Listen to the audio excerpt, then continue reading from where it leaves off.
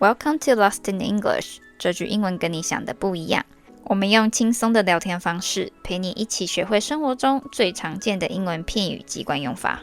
如果接下来的英文对话内容太快，记得可以调整语速。同时，节目的资讯栏也有提供文字下载档，别忘记去领取咯。I'm Shirley. And I'm Jena. Today, the phrase we are going to talk about is add on. But let's listen to a conversation first. Don't forget to add on our Friday overtime hours too. Right. I'm adding 3 hours to the form. Good. We don't want to miss getting paid for them. I hear you. It's all included now. So what does add on mean here, Jena? So add on means to increase a number, amount, or value by adding something extra. 这个片语动词 add 本身有增加的意思，而介系词 on 则是有在某个东西之上或者是附着住的感觉。所以当我们说 add on something， 就像是在原本有的数量或者是基础上面再多加一些东西上去，所以就是我们中文常说的追加或是附加，常用在谈论买东西的时候啊，要不要额外加费用，或者是点餐点的时候可以额外加配料这样的情境中所使用的一个片语哦。So Jena, let me just ask a quick straight up question first. I think tipping culture actually makes sense here. I could talk for an hour about that question by itself. But the short answer is no. No. Why not? It seems so silly to me. It does. It seems silly to me to pay more for a service after I've already paid for it, you know? If you've ever gone to a restaurant and the server does exactly what they're supposed to do, like no more, no less, it feels weird to add on extra money when there was nothing extra about the service. Like, you know what I mean? I always feel the same way. As someone who grew up in Taiwan, no, I honestly don't think it makes much sense either. No, it doesn't. But like, that's the culture. That's the expectation here. Right. So in what situations do people usually tip in the US? Like restaurants, beauty salons, nail salon, getting a taxi or an Uber, and food delivery like Uber Eats. So pretty much any kind of delivery, you're expected to add on a tip. Any kind of delivery, like online shopping deliveries as well? Do you tip them? No, we don't. Any kind of food delivery, like pizza or takeout. Oh, I see. What about tea shops, cafes, Starbucks, or fast food restaurants? Oh, don't get me started. Okay, so for me, if it's a small local tea shop or a small coffee shop, then yes, absolutely tip. But Starbucks? No. No. Same goes for fast food restaurants. Just no.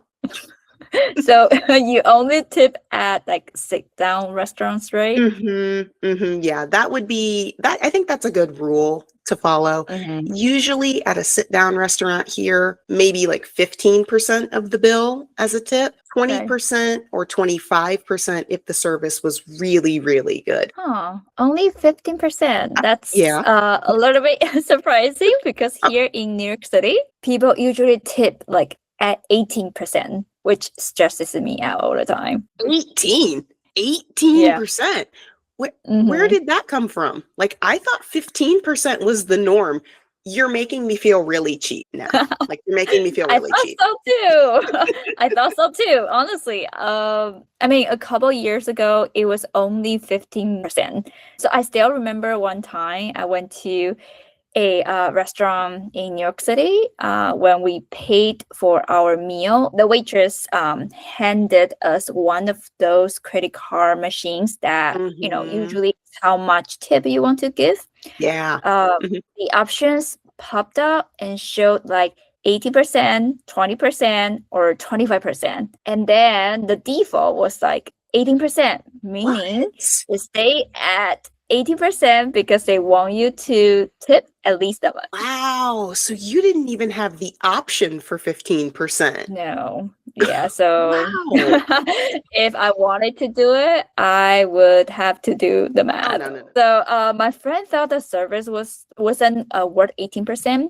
So we clicked the button saying other. And, like you usually can tip no matter how much you want by clicking the button. So we put in the tip we were willing to give. Yeah. And let's be honest. I know, at least for me, I don't want to have to do math in front of the waitress. I don't. That's embarrassing for everyone involved. Yeah, that's true. I think my friend stopped for the moment before the tip amount. Eventually, she put in the number. Then the waitress looked at it and said, "Oh, the minimum tip is 18%." And we were thinking, yeah, what do you mean? Isn't that supposed to be decided by the customer?